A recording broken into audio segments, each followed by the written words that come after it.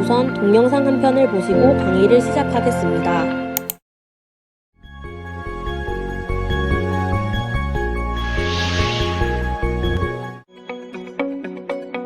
일자리를 갖는다는 것이 재산이고 권리이다.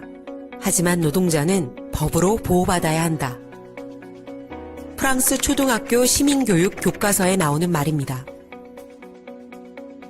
시민교육 중학교 3학년 과정. 급여 명세서를 보여주며 총 급여와 실수령액의 차이를 계산하시오. 사회분담금을 더하고 교통수단을 제외한 금액을 찾으시오. 중학교 때부터 급여 명세서 보는 법을 가르칩니다. 공장 폐업에 맞서 파업에 나선 노동조합의 사례를 소개하며 어떻게 노동조합이 노동자의 권리를 보호하는지 설명하라는 문제가 출제됩니다. 중학교 때부터 노동자의 권리를 위해 노동조합의 파업은 당연하다는 것을 가르칩니다. 독일에서는 초등학교 때 모의 단체 교섭을 배우고 고등학교 때는 회사와 단체 교섭, 전략 전술을 한 학기 내내 배우기도 합니다. 학생들 대부분이 노동자가 되거나 노동자의 가족이 되기 때문에 노동자가 될 준비를 초등학교 때부터 하는 것이죠. 그럼 우리나라는 어떨까요?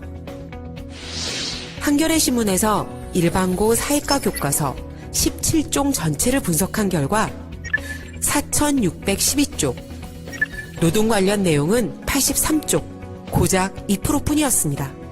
유럽의 대부분의 나라가 평균 27%를 노동교육에 할애하는 것에 비하면 차이가 참 큽니다. 상황이 이렇다 보니 초등학교 때부터 노동자와 노동조합에 대한 잘못된 인식이 심어집니다.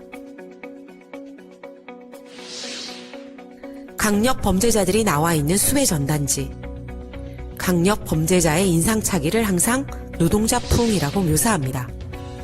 그렇게 무의식 중에 노동자와 노동조합은 과격하고 폭력적인 이미지로 각인됩니다. 그러다 보니 부모들도 아이들에게 커서 노동자가 되거라 라고 말하지 않습니다. 정치도 마찬가지입니다.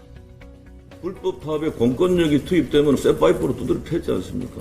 공권력이 그들에 대해서 제대로 대응하지 못했기 때문에 우리나라가 2만 불대에서 10년을 지금 우리가 고생하고 있는 겁니다.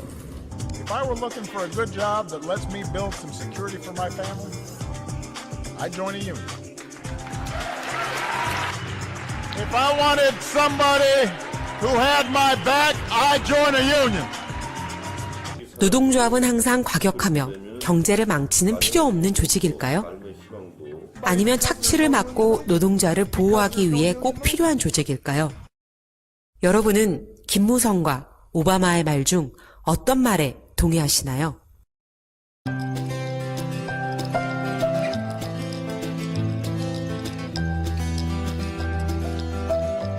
치열한 취업난을 뚫고 시작한 회사 생활. 고생 끝 행복 시작이라고 생각하겠지만 노동자로 시작하는 새로운 삶은 또 다른 시련의 시작입니다. 생계를 유지하기 위해 아침부터 저녁까지 힘겹게 일하고 때론 부당한 일을 겪기도 하고 회사의 불합리한 요구에 시달리기도 합니다. 이것을 노동자 한 명이 혼자 극복하는 것은 불가능합니다. 노동자가 자신의 권익을 지킬 수 있는 것, 노동조합으로 함께 뭉치고 단결하는 것뿐입니다. 일하는 나를 보호해 줄 수 있는 것은 노동조합입니다. 일하는 당신을 위해 꼭 필요한 것, 노동조합입니다.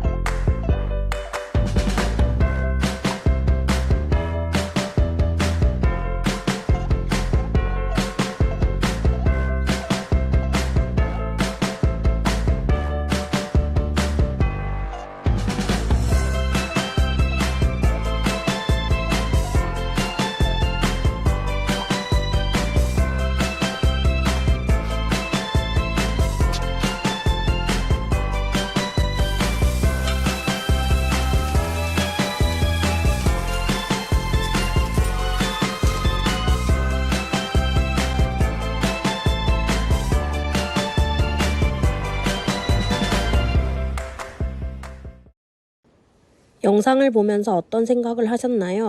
초, 중, 고, 많게는 대학교에서 대학원까지의 교육 끝에 우리 중 대부분은 노동자가 됩니다. 수십 년간의 교육을 통해 사회로 나가 안정적이고 높은 연봉을 받는 노동자가 되는 것을 독려하면서 정작 노동자로서 살아가는 방법을 가르쳐주는 교육은 턱없이 부족합니다. 영상에서도 보셨듯이 독일, 프랑스, 영국의 초중고 교과 내용에는 노동권을 강조하고 노동자가 되기 위한 준비를 철저히 시킵니다. 이런 교육을 받은 학생들의 노동에 대한 시각은 당연히 열려 있겠지요. 하지만 우리나라는 어떨까요? 노동자는 득이 없다, 거지이다, 외국인이다, 장애인이다. 대한민국 예비 노동자들이 생각하는 우리 노동자의 정의입니다. 현상수배범의 외모를 노동자풍이라고 설명하는 우리 대한민국의 현실 속에서 어찌 보면 당연한 결과겠지요. 노동자에 대한 인식이 그러하니 노동조합이란 폭력적이고 과격하고 이기적인 집단이라는 부정적 인식이 강할 수밖에 없습니다. 하지만 노동조합이 정말로 폭력적이고 과격하고 이기적인가요?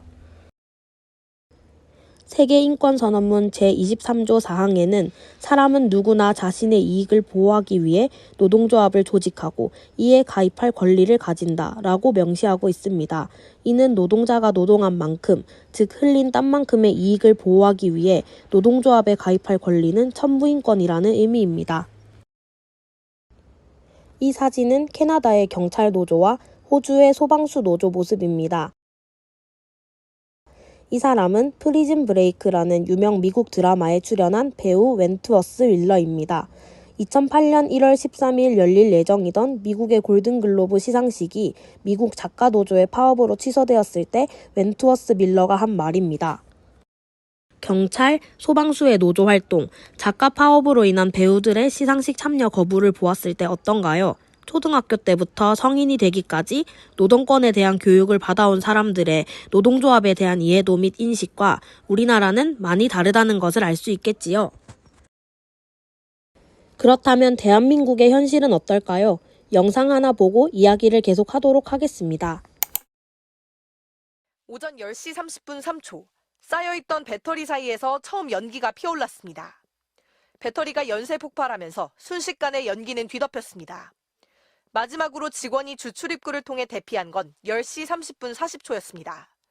대피할 수 있는 골든타임 37초가 있었던 겁니다. 하지만 화재 당시 아무도 대피하라는 지시를 내리지 않았습니다. 23명 사망자 중 20명은 비정규직입니다. 그 37초 동안에 여기에 누군가가 대피하라, 같이 따라 나와라. 그럼 상당수의 그런 희생자를 구하지 않았을까? 배터리가 폭발하면 즉시 대피해야 하지만 비정규직인 노동자들은 이런 안전교육을 전혀 받지 못한 것으로 조사됐습니다. 리튬 전지 제조 공정 중에 이 화재가 얼마나 위험한 건지에 대해서 인식을 전혀 못했습니다. 소방교육이나 안전교육 자체가 전혀 없었다. 화재 현장을 빠져나갈 수 있는 건 주출입구와 또 다른 출입문 두 곳을 통해서였습니다. 하지만 이 문들은 정직원 아이디카드나 지문 인식이 있어야지만 열 수 있었습니다. 비정규직 직원들은 통로를 알았어도 나갈 수 없었던 셈입니다. 지문이나 아이디카드를 찍어야만 통과할 수 있는 그런 문이에요.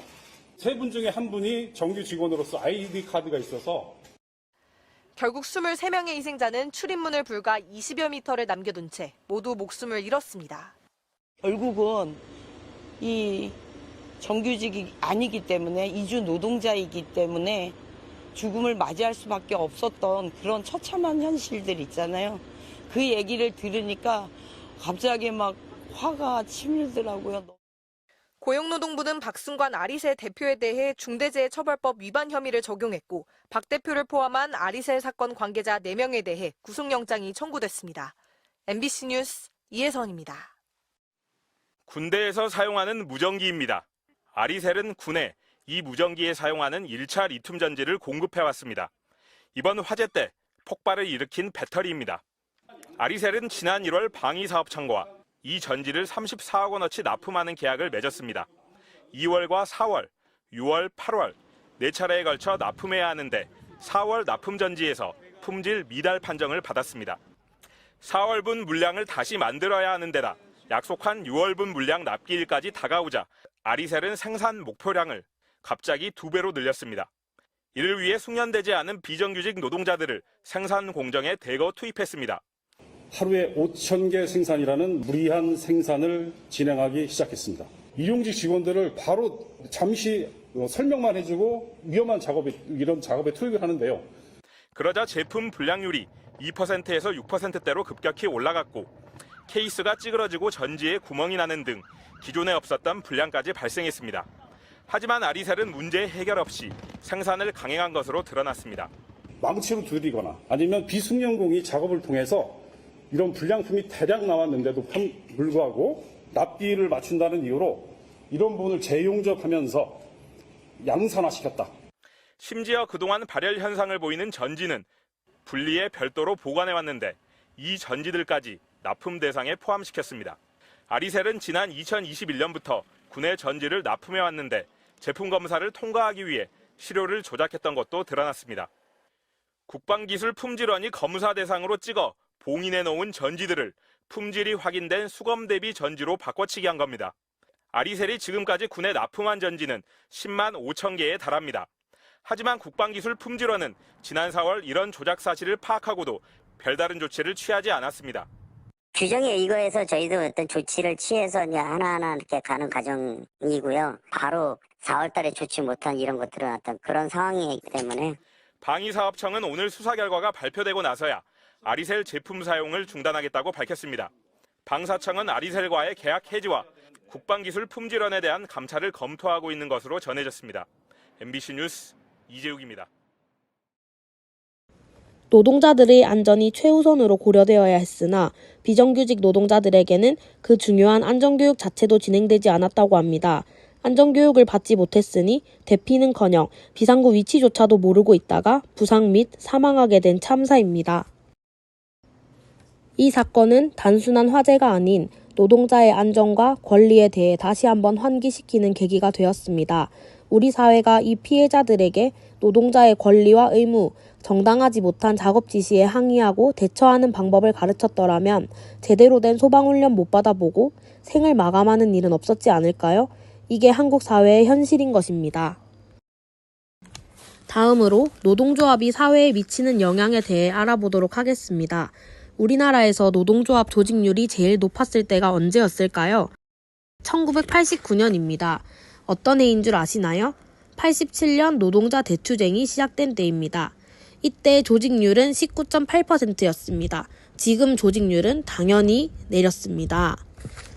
도표에서와 같이 89년도에 19.8% 그리고 오랜 기간 동안 10% 정도 조직률을 유지하던 것이 문재인 정부 출범 후에 완만한 상승세가 계속되었는데 이는 조직 노동자 다수가 300명 이상 사업장과 공공부문에서 늘어 현재 조직률이 약 14.2% 정도가 되었다고 하네요. 문재인 정권이 들어서고 공공부문 비정규직을 정규직화하면서 조직률은 늘어났습니다. 그러나 중요한 것은 양은 늘었지만 질적으로는 노동운동이 후퇴하고 있습니다. 노동조합 조직률이 높을 때와 낮을 때 사회에는 어떤 변화가 올까요? 즉, 노동조합 조직률이 사회에 미치는 영향을 함께 알아보도록 하겠습니다. 이 도표는 지난 40년간 우리나라의 소득 추이를 보여주는 것입니다. 이 도표에서 알 수 있듯이 노동조합 조직률이 올라갈 때인 1987년부터 1995년까지의 시기에는 노동소득을 비롯한 실질소득이 올라갑니다. 그러나 노동조합 조직률이 하락하는 시기에는 노동소득을 비롯한 국민의 실질소득이 감소함을 알 수 있습니다. 뿐만 아니라 노동조합 조직률이 상승하는 시기는 사회의 민주화가 확장되는 시기이기도 합니다. 반대로 노동조합이 조직률이 하락하는 시기는 사회 민주화가 후퇴하는 시기이기도 한 것을 알 수 있습니다. 우리나라만 그런 게 아닙니다. 1900년도부터 2010년 사이에 미국과 유럽의 소득 불평등을 보여주는 이 도표에서 알 수 있듯이 노동조합 조직률이 오를 때는 상위 10% 부자들의 소득이 줄어들어 소득 불평등도 완화되었다가 노동조합 조직률이 하락하는 시기에는 다시 상위 10% 부자들이 소득도 늘어나고 소득 불평등도 심화되고 있음을 알 수 있습니다. 이 그림은 2021년 기준 우리나라 상위, 중위, 연평균 통합소득 비교표입니다. 2021년 통합소득 분위별 연평균 소득, 즉 근로자의 근로소득과 종합소득을 합친 평균 소득은 2,660만 원입니다. 그에 비해 상위 1%의 통합소득은 4억 7천만 원이며 상위 0.1%의 통합소득은 무려 18억 4,970만 원으로 중위소득자 대비 2018년 61배에서 2021년에는 69.5배로 늘어났음을 알 수 있습니다. 5분위와 1분위의 소득 격차, 즉 상위 20%와 하위 20% 소득 격차 역시 갈수록 벌어지고 있습니다. 그래프를 보시면 소득 격차가 2019년 8,710만 원에서 2023년에는 1억 407만 원으로 늘었음을 알 수 있습니다. 근로소득 5분위 배율 역시 마찬가지입니다. 이는 노동자들 간의 임금 격차가 갈수록 벌어지고 있다는 것이며 하위 20% 노동자의 근로소득 대비 상위 20% 노동자의 근로소득 배율이 2017년에 8,770만 원으로 16.3배 차이에서 조금씩 줄어들다 2021년에 9,898만 원 격차를 보이며 15.1배로 다시 늘어나고 있습니다. 이처럼 노동조합 조직률이 올라갈 때 그 사회의 민주화가 전진되고 노동자를 비롯한 전체 국민의 실질소득이 중대되었으며 그에 따라 상위 10%와 하위 10% 간의 소득 격차가 줄어들었거나 정체되었음을 확인하였습니다. 현재의 노동조합 조직률은 약 14.2% 정도 됩니다. 2017년 문재인 정부 집권 이후 공공부문 비정규직의 정규직화 정책의 영향으로 조직률이 조금 올라가긴 했지만 이후 조직률은 12%에서 13%대로 정체되거나 감소하고 있는 추세입니다. 조직률의 하락이 우리 사회에 어떤 영향을 미치고 그리고 우리 노동자, 민중의 삶에 어떠한 변화가 일어났는지 한번 보겠습니다. 도표에서 확인되듯이 1995년도부터 노동자의 노동소득 분배율이 많이 떨어졌습니다. 이 시기는 바로 IMF 경제위기가 시작된 해입니다. IMF로부터 구제금융을 받고 정리해고제가 도입되었습니다. 정리해고제의 도입으로 IMF 이전에는 정규직이었던 일자리들이 비정규직으로 바뀝니다. 비정규직이 전체 노동자의 60%로 고착되기 시작하는 것이 이때부터입니다. 우리가 알고 있는 화물연대, 건설노동자, 학습지 노동자, 보험설계사, 시청, 군청, 구청환경미화원 등 별정직 공무원 등이 정규직에서 비정규직으로 전락됩니다. 중산층이 무너지고 사회 양극화가 심화되고 민주주의가 후퇴하는 시기이기도 합니다. 2024년 8월 14일 현재 실업률이 2.5%입니다. IMF 때 실업률을 잠깐 보면 96년, 97년 실업률이 7%가 넘습니다. 상위 10%와 하위 90%의 소득 비교표입니다. 지난 40년 동안 상위 10%의 소득은 5배 이상 증가한 반면 하위 90%의 소득은 한 30% 정도 증가하는 데 그치고 있습니다. 놀라운 것은 IMF 경제위기 이후 우리 사회 하위 90%의 실질 소득이 하락하고 있다는 것입니다. 그 결과 상위 10%의 소득 점유율이 46.5%로 세계 1위이며 상위 10%의 소득 집중도 변화를 살펴보면 한국이 가장 빠르게 변화가 일어나고 있습니다. 정부가 비정규직을 없애고 정규직을 늘리기 위해 안간힘을 쓰고 있지만 반대로 정규직은 줄고 비정규직은 큰 폭으로 늘어났습니다. 고용의 질도 비정규직 비율도 늘었지만 비정규직과 정규직 간 임금 격차도 커지고 평균 근속 기간도 짧아지고 사회보험 가입률도 지난해 대비 저조하다고 합니다. 비정규직으로 근무한 지 1년 후 정규직 전환 비율은 11.1%, 3년 후에도 22.4%에 그쳐 비정규직에서 정규직 전환 비율이 OECD 절반도 되지 않습니다.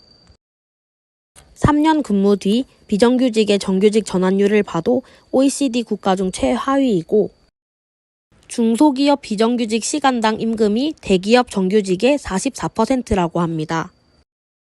비정규직의 증가는 젊은 층의 자살률, 특히 최근 젊은 여성의 자살률도 높아집니다.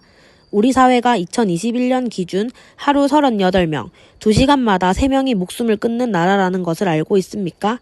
특히 노동시장에서 밀려난 청년 여성들의 자살률과 고독사가 계속해서 늘어나고 있습니다. 정말 슬프고 암담한 현실입니다.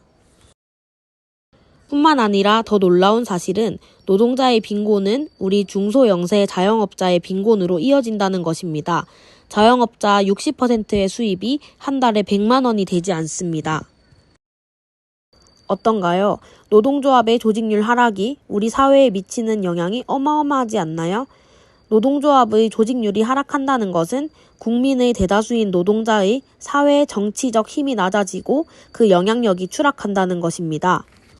이와 같이 노동조합 조직률이 상승하거나 높을 때와 하락하거나 낮아졌을 때 모든 사회 구성원들의 빈부격차가 심화되고 노동자, 민중의 실질 소득, 그 사회의 정치적, 경제적 민주화가 엄청나게 차이가 나는 것을 알 수 있었습니다. 그렇다면 노동조합 조직률이 하락하는 원인이 어디에 있을까요? 노동조합이 없어지거나 또 노동조합이 있더라도 가입하는 조합원보다 탈퇴하는 조합원이 많아서겠지요. 노동조합이 없어지거나 탈퇴하는 조합원이 많아지는 이유는 어디에 있겠습니까? 정부의 반노동자적인 정책 때문에 또는 자본가들의 탄압 때문에 노동조합이 와해되어서 노동자들이 노동조합의 필요성을 느끼지 못해서 여러 가지 원인이 있습니다. 지금부터는 우리 사회에 지대한 영향력을 미치고 있는 노동조합 조직률 하락의 원인이 무엇인지에 대해 알아보도록 하겠습니다. 현재의 노동조합과 노동운동은 어떻습니까? 현대자동차 노동조합의 임금 인상 투쟁에 대한 국민들의 시각은 어떻습니까? 민주노총 정규직 대공장 노동자들의 조직률은 27% 정도인데 중소 영세 비정규직 노동자의 조직률은 2%입니다. 전체 노동자의 평균 임금이 276만 원 정도인데 민주노총 정규직 대공장의 평균은 500만 원 정도 됩니다. 현재 민주노총의 투쟁이 전체 노동자의 이해를 대변하고 있다고 느끼십니까? 또 전체 국민의 이해를 대변하고 있습니까? 혹시 자신의 임금과 자신의 이익만을 위한 노동조합 활동에 갇혀버린 측면은 없습니까? 노동운동이 위기를 맞고 노동조합 조직률이 하락하는 것은 노동운동이 전체 노동자와 민중의 이해를 대변하지 못하는, 즉 계급 대표성을 잃어버린 데 원인이 있습니다. 이 도표는 세계 각국의 노동조합 조직률과 단체 협약 적용률입니다. 초록색이 노동조합 조직률이고 노란색이 단체 협약 적용률입니다. 무엇이 보이시나요? 프랑스, 스웨덴, 호주, 독일, 오스트리아, 이태리의 경우 노동조합 조직률에 비해 단체 협약 적용률이 몇 배나 높습니다. 즉 투쟁하는 노동조합의 성과가 투쟁하지 않는 전체 노동자에게 돌아간다는 것입니다. 우리나라의 경우는 노동조합 조직률과 단체 협약 적용률이 똑같지요. 오히려 낮을 수도 있습니다. 어느 쪽이 노동자들의 지지를 받고 전체 국민의 지지를 받겠습니까? 자신의 이익만을 지키는 노동조합은 운동단체라고 말하면 안 되겠지요. 전체 노동자의 이해를 대변하던 노동조합의 투쟁이 왜 자신의 이익만을 지키기에 급급한 투쟁으로 전락되었을까요? 물론 정부와 자본의 무자비한 탄압이 항상 존재하고 있습니다. 그러나 조합원과 비조합원으로 분리되고 정규직과 비정규직이 분리되는 과정은 우리 스스로가 초래한 결과입니다. 예를 들어 성과연봉제, 차등 근로계약, 단체 협약 적용 범위 등이 도입되는 과정을 한번 볼까요? IMF 이전에는 없었지요. 누가 받아들였습니까? 투쟁이 어려워지니까. 기존 노동자들에게는 또는 기존 조합원들에게는 적용하지 않는다. 비조합원부터 또는 새로 들어오는 직원들부터 적용한다는 자본가의 요구를 수용하게 됩니다. 이때 이미 무너진 것입니다. 1년이 지나고 10년이 지나면 기존 노동자와 기존 조합원이 나간 자리에 비조합원, 비정규직, 다른 노동자가 들어오고 노동조합 조직률은 반토막이 납니다. 위 사진을 한번 보시겠습니까? 노조 조직률이 높고 힘이 있을 때에는 이런 단체 협약들이 위법이 아니었습니다. 노조 전임자에게 임금을 지급하는 것이 지금은 법으로 금지되어 있지만 이는 노동조합을 약화시키기 위해 박근혜 정부 때 노동법을 개혁한 것입니다. 노동조합의 전임자 수를 제한하고 조합 활동을 위축시키려고 만든 것이 타임오프 제도입니다. 노조 사무실 제공, 집기 제공, 운영비 원조 등도 지금처럼 불법이 아니었습니다. 직원의 결혼이 생겼을 경우 조합이 추천하는 자를 우선 채용한다든지 인사, 경영권에 있어서도 직원의 채용, 승진, 징계, 해고 등에 대한 제반 원칙을 조합과 사전 합의 후 실시하는 건 역시 불법이 아니었습니다. 그러나 노조 조직률도 떨어지고 힘이 없어지고 하니까 이 내용들이 다 위법한 단체 협약이 되었습니다. 단일 호봉제에서 차등 호봉제로 변화 역시 노조 조직률이 하락한 심각한 원인입니다. 노조 조직률이 하락하자 자본가들은 인사 고과를 통해 말 잘 들으면 350 올려주고 노조 간부들에게는 동결시키는 짓거리도 서슴지 않고 자행하고 있습니다. 비정규직 노동자도 마찬가지입니다. 급식 조리, 학교 청소, 아파트 관리, 건설 노동자, 학습지 노동자 모두가 정규직이었습니다. 그런데 탄압이 들어오고 상황이 어려워지자 어쩔 수 없다는 절망으로 때로는 사탕발림에 넘어가면서 비정규직으로 전락되게 됩니다. 자본가가 자신이 투자한 자본에서 이윤을 뽑기 위해 노력하는 것은 당연한 것이겠죠. 문제는 무엇일까요? 바로 노동자 의식입니다. 자본이 노동을 지배하는 데 결정적인 방법이 무엇일까요?